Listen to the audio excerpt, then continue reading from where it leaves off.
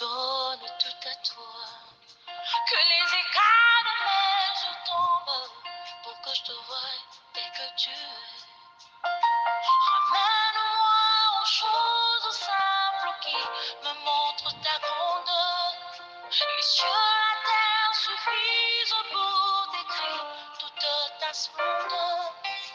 Ouvre mes yeux quand je vois ton armée qui m'entoure. Que je cesse de croire à la terre des illusions. Que j'affronte la nuit et le jour. Tu es plus grand que tout ce qu'on dit de toi. Vraiment grand que tout ce qu'on dit ici-bas. Tu es plus grand que les mots du dictionnaire. Tellement grand que tout ce que tu fais, ta mon oh, ta monnaie, oh, ta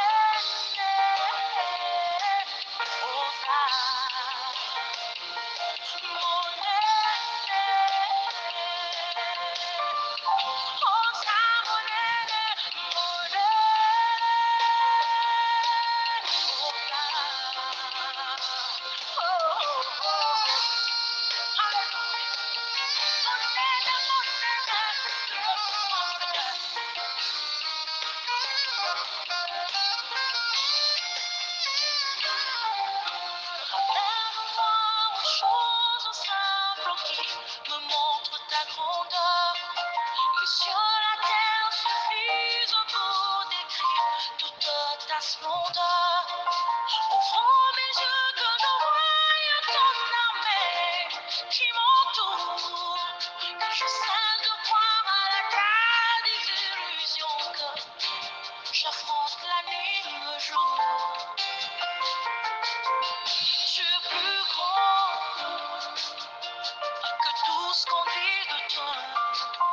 Tellement grand que tout ce qu'on l'on dit ici-bas. Tu es plus grand que les mots du dictionnaire. Tellement grand que tout ce que tu fais, monnaie.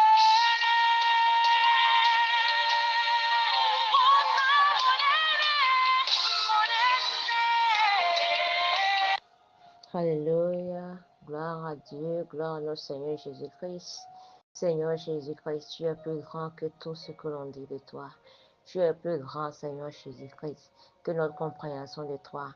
Tu es plus grand, Seigneur Jésus-Christ, que ce que l'on peut imaginer, que ce que l'on peut dire, Seigneur Jésus-Christ. Seigneur, tu es plus grand que ce qu'on voit, Seigneur Jésus-Christ. Ta grandeur, Seigneur, nos yeux ne peuvent pas le comprendre. Notre mémoire ne peut même pas retenir, Seigneur Jésus-Christ, car tu es plus grand, Seigneur. Tu es bon. Tu es saint, Seigneur Jésus-Christ. Seigneur, nous voulons te rendre grâce. Te dire merci encore pour ce jour. Merci pour le privilège, Seigneur Jésus-Christ. Oui, la grâce de dormir et de se réveiller, Seigneur. Ce n'est pas force, ce n'est pas puissance, mais par ton esprit, Seigneur Jésus-Christ. Nous sommes tellement reconnaissants et nous te disons merci du fond de notre cœur, Seigneur Jésus-Christ, qui est semblable à toi, Papa. Qui peut se comparer à toi? Qui peut s'égaler à toi, Seigneur Jésus-Christ? Nul n'est comme toi, le Seigneur des Seigneurs, le Dieu Tout-Puissant. Celui qui fait de nos combats ses combats, de nos défis ses défis, le El Shaddai, le Elohim, le Adonai, le Jéhovah Jireh, le Jéhovah Shalom, le Jéhovah Rapha. Seigneur, nous te rendons grâce, nous te disons merci encore, du fond de notre cœur, Seigneur Jésus-Christ. Seigneur, à présent, nous remettons en tes mains nos cœurs, nos désirs. Seigneur, nos incapacités, Seigneur Jésus-Christ, à tes pieds, Seigneur. Viens enlever le faux qui est en nous, Seigneur. Enlève le faux qui est en nous et viens planter en nous, Seigneur, le vrai. Seigneur Jésus-Christ, tout péché que nous avons commis en acte, en pensée, en parabole, ce qui pouvait empêcher ta grâce ce matin, nous demandons ton pardon et ta miséricorde, Seigneur. Lave-nous par ton précieux sang, le sang qui est versé à la croix de Calvaire, au nom puissant de Jésus-Christ. Saint-Esprit de Dieu, Esprit de Dieu vivant, Esprit véritable, nous t'invitons Nous t'invitons au milieu de nous maintenant. Viens prendre le contrôle. Viens prendre le règne de toutes choses. Nous ne voulons rien faire sans toi. Merci Seigneur Jésus-Christ pour ta présence. Au nom puissant de Jésus-Christ, nous avons prié. Amen. Gloire à Dieu. Shalom encore, chers frères et sœurs, et nous vous saluons dans le beau et précieux nom de notre Seigneur Jésus-Christ, qui a permis qu'on soit encore là ce matin. Et nous continuons encore avec l'étude d'Apocalypse, Apocalypse 22, verset 19, qui dit ceci. Si quelqu'un retranche quelque chose des paroles du livre de cette prophétie, Dieu retranchera sa part du livre de vie, de la ville sainte et des choses qui sont écrites dans ce livre. N'oublions pas qu'hier, nous avons commencé, dans le verset 17, nous avions dit que quiconque va ajouter aussi que sa part, ils vont aussi l'ajouter de tous les fléaux qui ont été décrits dans la Bible. Mais aujourd'hui, le verset 19 nous dit que quiconque va ajouter, quiconque va retrancher du moins quelque chose de cette parole qui est écrite dans le livre, que Dieu aussi retranchera sa part dans le livre de vie et de la ville sainte et des choses qui sont écrites dans ce livre. Gloire à Dieu. Quand nous parlons du livre de vie, n'oublions pas, le livre de vie, c'est quel genre de livre? C'est ce livre. Vous avez vu que lorsque l'ange est en train de donner ses révélations à Jean, nous avons vu qu'il a vu un sceau, un livre, que au ciel, aucune personne n'était même digne d'ouvrir ce livre. Le livre de vie. C'est Jésus-Christ seulement. C'est lui seulement qui a la grâce d'ouvrir ce livre. Et ce livre contient le nom de tous les rachetés de Dieu. Le nom de tous ceux qui ont déjà vaincu. Le nom de tous ceux qui ont déjà vaincu sont écrits dans ce livre. Et ce livre est tellement important que même lorsque Jésus-Christ était sur terre, il disait à ses disciples, lorsque ses disciples revenaient pour leur dire que oui, les esprits mauvais quittaient les gens, il les a dit, ne vous réjouissez pas seulement pour les miracles, mais réjouissez-vous plutôt que votre nom est écrit dans le livre de vie. Cela voudra dire que quoi? Tu peux faire des miracles, tu peux guérir, tu peux même payer tes dîmes, tes offrandes et ne pas avoir ton nom écrit dans le livre de vie. Avec ce que tu fais, parce que tu te connais toi-même, tu ne peux pas te cacher. On connaît ce qu'on fait en secret. Est-ce qu'avec tes caractères, tes comportements avec tes caractères, est-ce que tu es sûr que ton nom sera écrit dans le livre de vie? Gloire à Dieu. Il a dit à tous ceux qui auront vaincu, leur nom sera écrit dans le livre de vie de l'agneau. Est-ce que toi, tu ne fais pas toutes ces choses pour que les gens puissent te voir que tu viens à l'église? Seulement que tu payes pour que les gens puissent voir que tu payes. Ou bien pour que les gens ne puissent pas dire que toi aussi, tu ne payes pas. Quelle est ta relation avec le Seigneur? Est-ce que tu le suis d'un cœur sincère, d'un cœur bien disposé? Pose-toi la question. Mais de tout ce que tu aurais fait, un jour viendra. Tu rendras compte. Nous tous, on va rendre compte de tout ce qu'on a fait, que ce soit en bien ou en mal. Alors, si tu ne veux pas que ta part soit retranchée dans le lieu de vie, arrête d'utiliser la Bible à ta guise. Non pas seulement ça, il a dit que quiconque va retrancher quelque chose de la parole de Dieu, sa part aussi sera retranchée. De quoi? De la ville sainte. Quand on parle de la ville sainte, on parle de quelle ville? C'est le nouveau Jérusalem dont on a parlé dans la Bible. Dans cette ville, il y aura plus de faim, il y aura plus de soif, il y aura plus de jour, il y aura plus de nuit, il y aura même plus de maladies. C'est dans cette ville où il y a une arbre qui est planté, qui produit ses fruits à chaque saison. Et ces fruits, ces feuillages sont là pour la guérison des nations. C'est cette ville où tu n'as même pas besoin de te soucier de comment tu vas payer ton loyer, de comment tu vas payer l'électricité, de comment tu vas faire pour manger. Il y a tout dedans. mon frère, ma soeur, c'est que quand tu vois la description de cette ville, c'est que c'est que tu aurais tout donné pour rentrer là. Gloire à Dieu. Mais est-ce que dans tout donné que j'ai dit là, est-ce que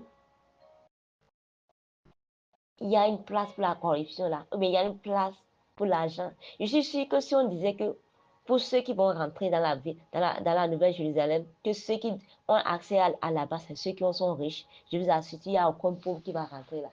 Parce qu'on on a assez des milliardaires dans cette ville qui vont payer pour eux, ils vont payer pour les enfants, ils vont même payer pour les jusqu'aux 5e génération. Il y a des personnes qui sont capables de le payer. Mais ce n'est pas l'argent. Ce n'est pas l'argent, mon frère, ma soeur. Non. Est-ce que tu suis réellement Christ? Est-ce que tu le connais? Est-ce que tu marches dans l'obéissance? Est-ce que tu fais sa volonté? Est-ce que tu es sincère avec lui? Est-ce que c'est lui que tu mets en première place? Est-ce que tu l'obéis complètement ou bien tu obéis une partie qui te plaît? Parce que c'est toutes ces choses qui comptent. Est-ce que tu ne t'es pas laissé emporter par des nouvelles doctrines qui sortent aujourd'hui? Gloire à Dieu. Non seulement ça, il a dit que et tout ce qui est aussi écrit en bien dans ce livre, parce qu'il y a des promesses en dehors de ce qui est écrit, en dehors de que notre nom soit écrit dans le livre de vie, qu'on aura accès à la ville sainte, il y a aussi beaucoup de promesses pour les enfants de Dieu qui auront vécu. Mais pour ceux qui vont retrancher, la Bible déclare que leur pas sera aussi retranché dans toutes ces choses-là.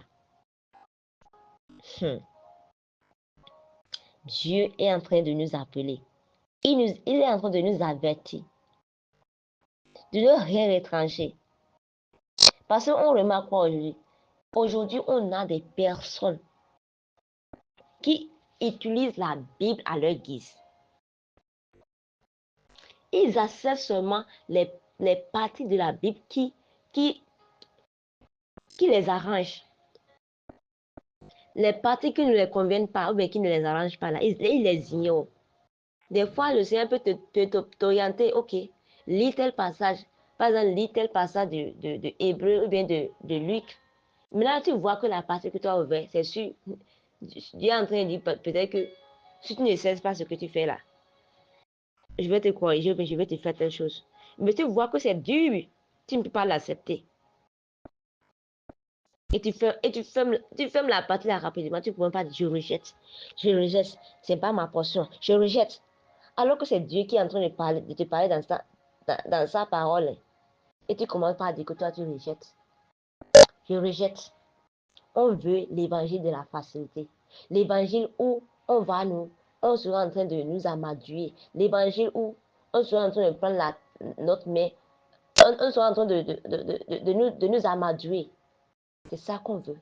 On ne veut plus l'évangile où Dieu va nous corriger, où Dieu va nous dire, non, ce que tu fais là, c'est pas juste. Voilà la voie à prendre.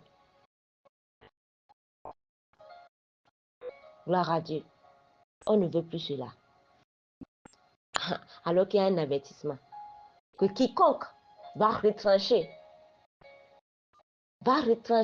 même un iota de ce qui est écrit dans ce livre, sur sa parole sera retranchée dans le livre de vie, dans la ville sainte et de toutes les choses qui sont écrites dans ce livre. Gloire à Dieu. Aujourd'hui, il y a tellement, tel que je l'ai dit dans l'enseignement d'hier, il y a tellement de personnes aujourd'hui, des faux docteurs, des faux enseignants, des faux prophètes qui sont là de gauche à droite. Des personnes qui sont devenues prophètes soudainement pour satisfaire leurs besoins à cause de la faim, à cause de toutes choses. Et ce qui est marrant, c'est que ils ont toujours des personnes qui le suivent. Pourquoi? Parce que ces personnes qui le suivent aussi, c'est des personnes qui n'ont pas donné entièrement leur cœur à Jésus. C'est des personnes qui, ils ont déjà une semence qui est en eux. Une semence qui est en eux. Et cette semence fait quoi? Cette semence ça attire. Parce que tu ne feras que attirer ce qui est dans ton cœur. Si dans ton cœur, tu obéis partiellement au Seigneur, t'inquiète, tu vas aussi trouver des enseignants qui sont là, qui prêchent partiellement la parole de Dieu. Si tu es une personne qui ne veut pas patienter pour attendre l'heure de Dieu, tu vas aussi trouver des faux prophètes qui vont te proposer des miracles rapides qui vont conduire à ta destruction. Donc, c'est ce que toi-même là, si tu avais une sémence de corruption dans ton cœur, tu vois, ce que tu seras attiré par, c'est ce qui est dans ton cœur là que tu attires. Si dans ton cœur, tu es ferme dans la parole de Dieu, ta foi est ferme, il n'y a pas, tu vas toujours, tu seras attiré par des enseignants qui prêchent la vérité, qui prêchent l'évangile sans rien ajouter. Mais si dans ton cœur, tu as déjà une semence qui est déjà corrompue, laisse-moi te dire, tu seras convergé vers les enseignants qui sont corrompus aussi, qui ne prêchent que pour le ventre, qui ne prêchent la Bible que partiellement. Ils utilisent la partie qui les plaît pour prêcher. C'est à eux que toi-même tu seras attiré. Alors mon frère, ma soeur, faisons très très attention. Parce que quand on parle de retrancher, je sais que de sont en train de dire, c'est vrai, c'est ceux qui ne sont pas des enfants de Dieu qui le font. C'est faux. C'est faux. Les enfants de Dieu, ceux qui ne sont pas des enfants de Dieu, et c'est la plupart d'entre eux connaissent même la Bible, non? C'est la plupart des enfants de Dieu aujourd'hui qui retranchent même des choses dans la parole de Dieu, qui ne veulent pas utiliser, qui ne veulent même pas utiliser la parole de Dieu comme il le faut. Et ces enfants de Dieu, est-ce que c'est réellement les enfants de Dieu? Parce que tu ne peux pas être un vrai enfant hein, et ne pas obéir à la parole de ton père. À moins que tu sois un bâtard. Donc, ce qui veut dire qu'il y a plus de bâtards que de fils aujourd'hui. Parce qu'il y a des personnes qui ne veulent même pas utiliser du tout. Ils ne veulent pas obéir complètement. Ils veulent seulement lorsqu'on dit que c'est bon. Mais lorsque Dieu dit il y aura correction comme ça, c'est fini. Ils vont commencer par aller de gauche à droite, pas fuir pour aller chercher leur confort. Gloire à Dieu. Alors que la correction que Dieu nous donne, ce n'est pas pour nous tuer, mais c'est pour nous conduire sur le droit chemin. C'est pour que nous ne puissions pas tomber. Imagine un père qui corrige son enfant. Ce n'est pas pour tuer l'enfant. Il aime tellement l'enfant. Il ne veut pas que l'enfant se perde. Parce que, d'ailleurs, imagine, il y a des personnes aujourd'hui, ils sont devenus des enfants qui sont devenus rebelles aujourd'hui. Quand ils sortent, ils disent que c'est les parents qui n'ont pas su les éduquer. Ils ne sont pas bien éduqués de la maison. Parce qu'ils vont dire que l'éducation commence de la maison. Et nous, en tant qu'enfants de Dieu, on ne veut pas l'éducation que Dieu veut nous donner. On ne veut pas cela. On est en train de chercher l'évangile de la facilité. On veut la bénédiction, on ne veut pas vivre dans la sainteté. Quand on parle de la sainteté, là, on fuit. On dit, vraiment, cette parole est difficile. Qui peut l'écouter? Comme les disciples de Jésus, comme certains disciples de Jésus l'ont dit, que sa parole était dure, qui peut l'accepter? Nous-mêmes, on dit, hé, Seigneur, cette parole est dure. Comment veux-tu que je puisse l'accepter? Comment, je suis dans le 21e siècle, et... Attends, la Bible dit, la parole de Dieu, du moins, c'est adapté à toutes les saisons, c'est adapté à tous les siècles. Ce n'est pas affaire du 21e siècle. Il connaît tout. C'est lui qui a créé le ciel et la terre. C'est lui qui t'a créé. Les temps et les circonstances, les temps et les saisons, ça l'appartient. Il connaît tout. Il connaît tous les problèmes qui sont dans ce 21e siècle. La belle preuve, lui-même, il est venu sur cette terre. Il a pris l'apparence humaine. Il a vécu comme nous. Il a passé par les souffrances comme nous. Il sait ce qu'on traverse. Il connaît tout. Gloire à Dieu. Alors, arrêtons de nous mentir nous-mêmes. Arrêtons. Parce que Dieu, il nous connaît. Il connaît nos intentions. Il nous connaît mieux que nous-mêmes. Gloire à Dieu. Gloire à Dieu. On doit savoir une chose. Là, que la parole de Dieu n'est pas juste quelque chose où on doit seulement prendre lorsque ça nous arrange. Et lorsque ça ne nous arrange pas, on laisse. Et on se dit qu'on est enfant de Dieu. On se dit qu'on est enfant de Dieu. Et lorsque nous refusons d'obéir complètement, lorsque nous refusons d'accepter la correction de Dieu, on fait quoi? On ne fait qu'affaiblir notre foi. Oui, on ne fait qu'affaiblir notre foi. Parce que n'oublions pas, la Bible déclare que La foi vient de quoi? De ce qu'on entend. Et ce qu'on entend vient de la parole de Dieu. C'est ça, hein? La foi vient de ce qu'on entend. Ce que voudra dire aussi que le doute vient de ce qu'on entend aussi. Oui, le doute, ça vient de ce qu'on entend. Si toi, tu refuses d'entendre la parole de Dieu véridique, si tu veux entendre les déceptions de ces faux prophètes, de ces faux docteurs, c'est là que le doute commence. Et quand le doute s'installe dans ton cœur, c'est fini. C'est fini. C'est là que tu vas commencer à voir que, ah, ceux qui ont écrit la Bible, là, vraiment, c'est des humains eux-mêmes. Je suis sûr qu'ils ont fait des erreurs. Je suis sûr que ce n'est pas ce qu'ils voulaient dire ici. Mon frère, ma soeur. C'est les hommes qui ont écrit la Bible. Mais c'est sous l'inspiration divine qu'ils l'ont écrit. Alors, faisons très attention. Parce que, même si tu le fais aujourd'hui, que tu vois que il n'y a rien qui t'arrive. Parce qu'il y a des personnes qui ils prennent la Bible comme acquis. Je vous assure, il y a des religions où tu ne peux même pas toucher leur livre saint. Il y a des religions où leur livre saint c'est tellement sacré que tout le monde n'a pas accès à leur livre. Ils défendent avec la dernière rigueur leur livre saint.